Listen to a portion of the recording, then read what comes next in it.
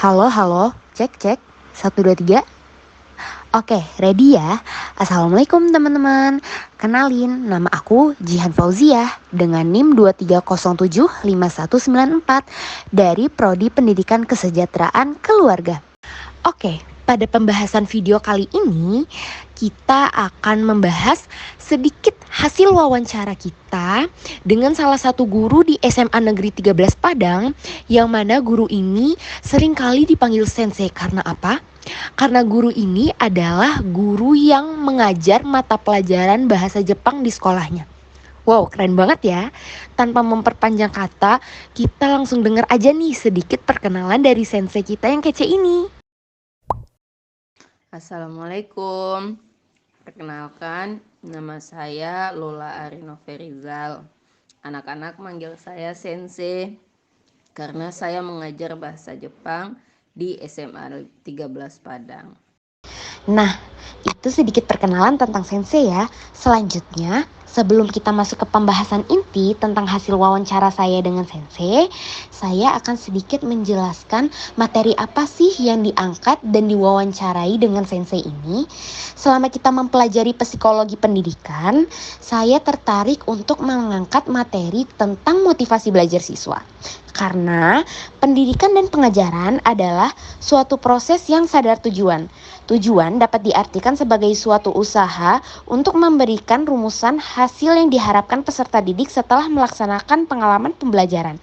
Tercapai tidaknya tujuan pengajaran, salah satunya adalah terlihat dari prestasi belajar yang diraih oleh peserta didik.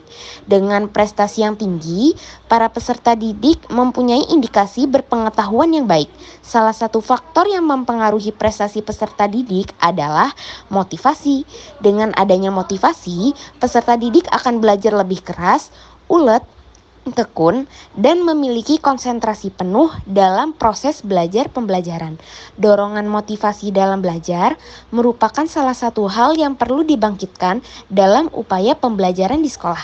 Maka dari itu, saya tertarik untuk membahas lebih dalam lagi mengenai bagaimana sih motivasi pembelajaran terkhususnya di SMA Negeri 13 Padang ini.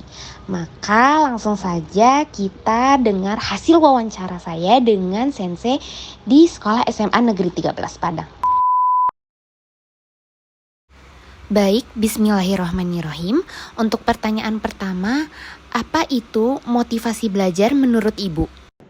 Motivasi belajar itu adalah dorongan baik berupa internal maupun eksternal yang membuat seseorang meningkatkan kinerja akademiknya atau kegiatan belajarnya.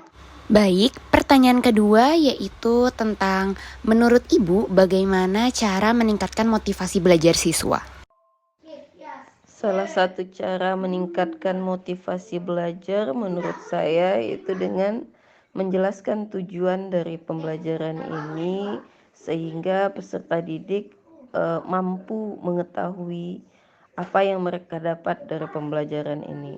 Dengan tujuan yang jelas, insya Allah motivasi akan dicapai. Baik, untuk pertanyaan ketiga yaitu penerapan apa saja yang Ibu lakukan untuk meningkatkan motivasi belajar siswa dan mengapa demikian? Upaya yang dilakukan dalam penerapan motivasi belajar siswa diantaranya dengan menjelaskan tujuan di awal, lalu memberikan variasi dalam proses pembelajaran sehingga pembelajaran tidak lagi monoton dan peserta didik menjadi lebih bersemangat dalam menuntut ilmu. Untuk pertanyaan keempat, menurut Ibu seberapa pentingkah motivasi belajar untuk siswa? Motivasi belajar sangat penting karena itu yang menentukan kesuksesan satu pendidikan. Tanpa motivasi, pembelajaran akan hambar dan tak tentu arah. Baik Ibu, untuk pertanyaan kelima, kesulitan apa yang Ibu alami selama Ibu memberikan motivasi belajar kepada siswa?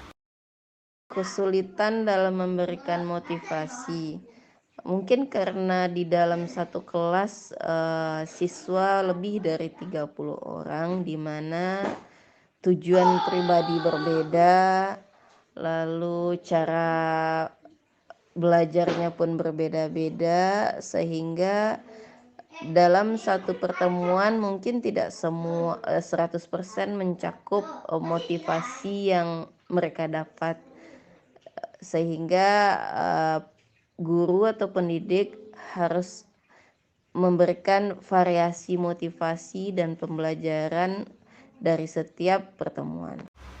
Untuk pertanyaan keenam, apa dampak positif dari motivasi belajar untuk siswa?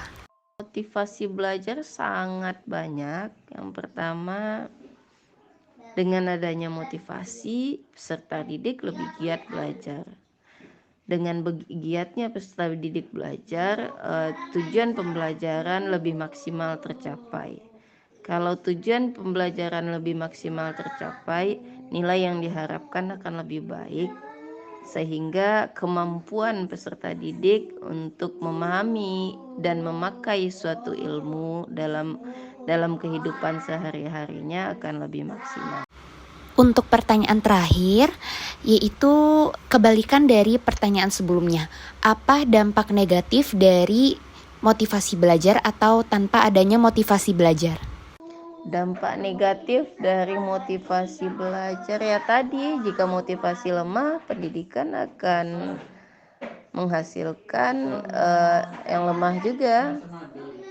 Begitu juga sebaliknya, jika motivasi tinggi, target pendidikan akan lebih baik. Sudah sampai di pertanyaan terakhir, Ibu. Terima kasih banyak atas wawancaranya kali ini.